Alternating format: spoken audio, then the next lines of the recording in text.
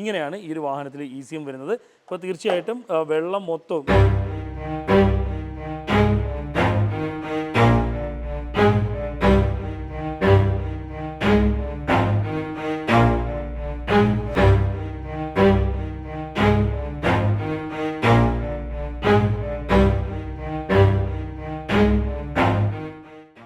Hi, ഞാൻ സബിൻ സലീം, വാഹനപ്രേമികളുടെ സ്വന്തം ചാനലായ കേരള മെക്കാനിക്കിലേവർക്കും സ്വാഗതം. നിങ്ങൾ പഴയ മോഡൽ സ്വിഫ്റ്റ് ഉപയോഗിക്കുന്നവരാണോ? അങ്ങനെ ഉണ്ടെങ്കിൽ സ്വിഫ്റ്റ് ഡീസൽ വാഹനങ്ങൾ ഉപയോഗിക്കുന്നവരാണെങ്കിൽ ഉറപ്പായിട്ടും ഈ വീഡിയോ ഒന്ന് കണ്ടോ, നിങ്ങൾ കൂട്ടുകാരും കൂടെ അയച്ചു കൊടുത്തു. വേറെ ഒന്നും കൊണ്ടല്ല, പഴയ മോഡൽ സ്വിഫ്റ്റിനൊക്കെ 100% വരാൻ സാധ്യതയുള്ള വലിയൊരു വള്ളി കേസാണ് നിങ്ങൾക്ക് പറയാൻ പോകുന്നത്. എപ്പോൾ എങ്ങനെ വരും എന്ന് പറയാൻ പറ്റത്തില്ല, പക്ഷേ 100% എല്ലാ വണ്ടികൾക്കും വരാൻ സാധ്യതയുള്ള പ്രശ്നമാണ്. അപ്പം പ്രശ്നം എന്താണെന്ന് നോക്കാം. ECM complaint. ഈ കാണുന്നത് ഈ ഒരു സ്വിഫ്റ്റിൻ്റെ ECM ആണ്, ഇലക്ട്രോണിക് കൺട്രോൾ മൊഡ്യൂളാണ്. അപ്പം ഈ ഒരു സാധനമാണ് കംപ്ലൈൻ്റ് ആയിട്ടിരുന്നത്. ഇത് എന്താണ് കംപ്ലൈൻറ്റ് എന്നുള്ളതല്ലേ നിങ്ങളിപ്പോൾ ചോദിക്കുന്നത്. പഴയ മോഡൽ സ്വിഫ്റ്റിനും വരാൻ ചാൻസ് ഉള്ള ഒരു കേസിട്ടാണ് നമ്മൾ പറഞ്ഞു വരുന്നത്. അപ്പം ഈ ഒരു ECMന് കംപ്ലൈൻ്റ് ആണ്. കംപ്ലൈൻറ്റ് എങ്ങനെയാണെന്ന് വെച്ചാൽ വെള്ളം കയറിയാണ്. എങ്ങനെയാണ് വെള്ളം കയറിയെന്ന് വെച്ചാൽ ഏത് വഴി കയറി എന്നുള്ളതൊക്കെ ഞാൻ പറഞ്ഞുതരാം. അപ്പോൾ ECMൻ്റെ ഈ ഒരു ഭാഗത്തോട്ട് നോക്കിയാൽ, ECMൻ്റെ ഈ ഒരു ഭാഗത്തോട്ട് നോക്കിയാൽ ഇവിടെ മൊത്തം ക്ലാവ് കയറിയാണ്. ECM ആകെ ഒരുമാതിരി ഡാമേജ് ആയിട്ടിരിക്കണം കേട്ടോ. അതായത് എൻ്റെ ബോഡിയൊക്കെ ദ്രവിച്ച് പോയിരിക്കുകയാണ്. ഇതിൻ്റെ ഈ ഭാഗത്തോട്ടൊക്കെ നോക്കുകയാണെങ്കിൽ സൂക്ഷ്മ സുഷിരങ്ങൾ പോലെയൊക്കെ അകത്തോട്ടൊക്കെ വന്നിട്ടുണ്ട്. ഈ ഭാഗത്തോട്ടൊക്കെ നോക്കുകയാണെങ്കിൽ ഇപ്പോൾ ഇതിൽ വെള്ളം വീഴുമ്പോഴത്തേക്ക് ആ സുഷിരത്തിൻ്റെ ഉള്ളിലൂടെയൊക്കെ ഈർപ്പം അകത്ത് പോകാനും ഷോർട്ട് ആവാനും ECMൻ്റെ ഉള്ളിൽ എന്തെങ്കിലും പ്രശ്നങ്ങൾ വരാനുള്ള സാധ്യത വളരെയധികം കൂടുതലായിരിക്കും. ഇപ്പോൾ ECMന് എങ്ങനെയാണ് വെള്ളം കയറുന്നത്? ഇപ്പം ഇത് വണ്ടി വാട്ടർ സർവീസ് ചെയ്തപ്പോഴോ എന്തെങ്കിലും പണി കിട്ടിയതാണോ എന്നുള്ളതൊന്നും അല്ല. ഇതിൽ ECMന് പണി കിട്ടാനുള്ള ചാൻസ് എന്ന് പറഞ്ഞാൽ, ഇപ്പം നിങ്ങൾ സ്വിഫ്റ്റ് പഴയ മോഡൽ സ്വിഫ്റ്റ് ആണെങ്കിൽ പ്രത്യേകം ശ്രദ്ധിച്ചോ, കാണിച്ചു തരാം എങ്ങനെ ഏത് രീതിയിലാണ് ഇതിൽ വെള്ളം കയറിയത് എന്നുള്ളത്.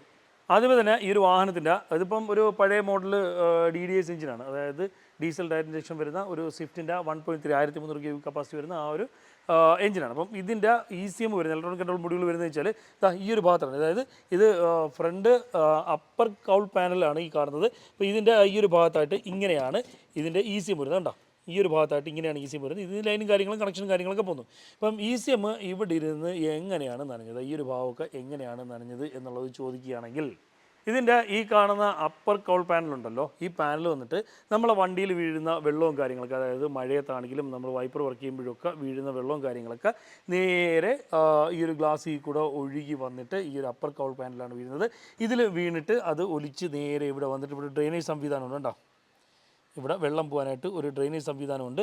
ആ ഒരു സംവിധാനം വഴി താഴേക്ക് പോവുകയാണ് ചെയ്യുന്നത്. അപ്പം ഇതാണ് ഇതിൻ്റെ ഒരു ഘടന എന്ന് പറഞ്ഞാൽ, രണ്ട് ഭാഗത്തോട്ട് നോക്കുകയാണെങ്കിൽ അങ്ങനെ തന്നെയാണ് വരുന്നത്.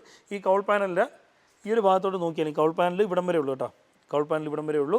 അപ്പം ഈ ഒരു കൗൾ പാനൽ നോക്കുകയാണെങ്കിൽ കൗൾ പാനൽ കഴിഞ്ഞിട്ട് ഈ ഒരു ഭാഗത്തായിട്ട് ഇതേ കണക്കിനുള്ള ഡ്രെയിനേജ് വരികയാണ് ചെയ്യുന്നത്. കണ്ടോ, ഈ ഒരു ഡ്രെയിനേജ് വരികയാണ് ചെയ്യുന്നത്. കണ്ടോ, അങ്ങനെയാണ് ഇതിൻ്റെ ഒരു വകുപ്പ് വരുന്നത്. അപ്പം ഇത് കാലക്രമേണ ദ്രവിക്കും എന്നുള്ളതാണ് വിഷയം. ഇതിപ്പം മുകളിൽ നിന്ന് നോക്കുമ്പോഴത്തേക്ക് പ്രത്യേകിച്ച് ഒരു കുഴപ്പമില്ലല്ലേ.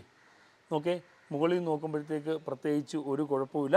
പക്ഷേ ഇത് തുരുമ്പിച്ചിട്ടുണ്ട്. എവിടെയാണെന്ന് ചോദിക്കുകയാണെങ്കിൽ, പ്രത്യക്ഷ മുകളിൽ നിന്ന് കാണുമ്പോഴത്തേക്ക് തുരുമ്പ് കാര്യങ്ങളൊന്നും കാണാൻ കഴിയില്ല. അതേസമയം ഇതിൻ്റെ താഴ്ഭാഗത്തോട്ട് നോക്കുകയാണെങ്കിൽ, ഇപ്പോൾ ഞാൻ ജസ്റ്റ് ഇതൊന്ന് ഇളക്കി കാണിച്ചു തരാം ഈ ഒരു കൗളിൻ്റെ കാര്യം. അപ്പം അത് ഇളക്കി കഴിഞ്ഞാൽ കൃത്യമായിട്ട് നമുക്ക് കാണാൻ പറ്റും എന്നതാണ് സംഭവം എന്നുള്ളത്. അപ്പം അപ്പർ കൗൾ ഇളക്കി കഴിക്കുകയാണേ. താണ്ടേ, ഇതാണ് നമ്മുടെ അപ്പർ കൗള്. നേരത്തെ ഇളക്കി വെച്ചിരുന്നതാണ്. ഇതിനെ ദ്രവിച്ചിരുന്ന ഭാഗം ദാണ്ട് ഇതാണ്. കണ്ടോ, ഇവിടെയാണ് ദ്രവിച്ചിരിക്കുന്നത്. അപ്പോൾ ഈ ഒരു കൗളും ഈ ഒരു ECM ഇതിലെങ്ങനെയാണ് വെള്ളം വീണതെന്ന് വെച്ചാൽ ഇതിലേ വരുന്ന, അതായത് ഞാൻ നേരത്തെ പറഞ്ഞല്ലോ മഴ സമയത്തൊക്കെ ഈ കൗളിൽ കൂടെ വെള്ളം വരും. ഇതിൽ വരുന്ന വെള്ളമാണ് ഡ്രെയിനേജ് വഴി പുറത്തോട്ട് പോകുന്നത്. അപ്പം ഈ ഒരു ഭാഗം ഉണ്ടല്ലോ, ഈ കാണുന്ന കവറിങ് ഭാഗം, ഇതിൻ്റെ ഇടയിൽ കൂടെ വരുന്ന വെള്ളം ഇവിടെ മൊത്തം ദ്രവിച്ച് തുരുമ്പിച്ചിരിക്കുന്നതുകൊണ്ട് ഫുള്ള് ECMൻ്റെ മുകളിലായിട്ടായിരിക്കും വീഴുന്നത്. അങ്ങനെ കാലക്രമേണ എൻ്റെ ബോഡിയൊക്കെ ദ്രവിച്ചിട്ട് അതിൽ നിന്ന് ഈർപ്പം ഉള്ളിലേക്ക് കയറുന്നതാണ്. അപ്പം ഇങ്ങനത്തെ സംഭവങ്ങളൊക്കെ വരുമ്പോഴത്തേക്ക് തീർച്ചയായിട്ടും ECM ഡാമേജ് ആകും എന്നുള്ളതാണ്. അപ്പോൾ ഇതിൽ എങ്ങനെയാണ് ഈ ഒരു ECM വരുന്നതെന്ന് നമുക്കൊന്ന് നോക്കാം. ഈ ഒരു കൗള് ഇങ്ങനെ, ഇത് അടിഭാഗമാണ്, അടിഭാഗമായിട്ട് കണക്കൂട്ടിയാൽ മതി. ഈ ഒരു കൗൾ ഇങ്ങനെ വരുന്നു, ECM പുറത്തേക്ക് നോക്കി കറക്റ്റാ ദ്രവിച്ചിരിക്കുന്നതിൻ്റെ അടിഭാഗത്ത് തന്നെ ഇങ്ങനെ വരും. ഇങ്ങനെയാണ് ഈ ഒരു വാഹനത്തിൽ ECM വരുന്നത്. ഈ ദ്രവിച്ചിരിക്കുന്ന ഭാഗത്ത് നിന്ന് വരുന്ന കൗളിൽ നിന്ന് വരുന്ന വെള്ളം ഫുള്ളും ECMൻ്റെ മുകളിൽ കൂടെ ആയിരിക്കും വരുന്നത്. ഇത് അങ്ങനെയാണ് ഇതിന് പണി കിട്ടിയത് എന്നുള്ളത്. അപ്പം നിങ്ങൾ എന്തായാലും നിങ്ങളുടെ കയ്യിലിരിക്കുന്ന വാഹനം സ്വിഫ്റ്റ് പഴയ മോഡൽ വാഹനങ്ങൾ നിർബന്ധമായിട്ട് ഇത് നോക്കിയേക്കണം.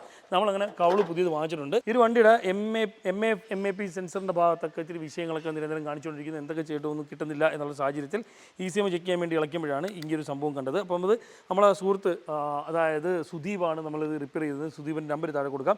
സുദീപിന് ഇതിൻ്റെ ഫോട്ടോ അയച്ചു കൊടുത്തപ്പോഴേ സുദീപ് പറഞ്ഞൊരു കേസ് എടുക്കുന്നത്, സ്ഥിരമായിട്ട് ഒരുപാട് വണ്ടികൾ വരുന്നുണ്ട്, ധൈര്യമായിട്ട് അയച്ചങ്ങോട്ട് അയച്ചു കൊടുത്തോ, ഇതിൻ്റെ അകത്ത് എന്തെങ്കിലും ചെറിയ ഷോട്ടോ കാര്യങ്ങളോ ഉണ്ടായിരിക്കും എന്നുള്ളതാണ്. അപ്പം ഇത് നിരന്തരം വരുന്നൊരു സംഭവമാണ്. പല വാഹനങ്ങളിലും ഇത്തരത്തിൽ ഈ ഒരു കൗള് ദ്രവിച്ചു പോണത് നിരന്തരം മഴയത്ത് മറ്റൊക്കെ ഇട്ട് ഓടുക, പുറത്ത് സ്ഥിരമായിട്ട് ഇട്ടേക്കുന്ന വണ്ടികൾ, എപ്പോഴും മഴ കൊള്ളുന്ന വണ്ടികൾ, അങ്ങനത്തെ കേസിലൊക്കെ വരും. അത് കണക്കാണ് ഇപ്പം നമ്മളെ ഈ കടലോര പ്രദേശങ്ങളിലോ കായലിൻ്റെ സമീപത്തൊക്കെ താമസിക്കുന്ന ആൾക്കാർക്കൊക്കെ വണ്ടി തുരുമ്പിക്കുന്നതിൻ്റെ കൂടെ ഈ കൗളും തുരുമ്പിച്ച് കഴിഞ്ഞാൽ നേരെ ECMലോട്ടായിരിക്കും വെള്ളം വീഴുന്നത്.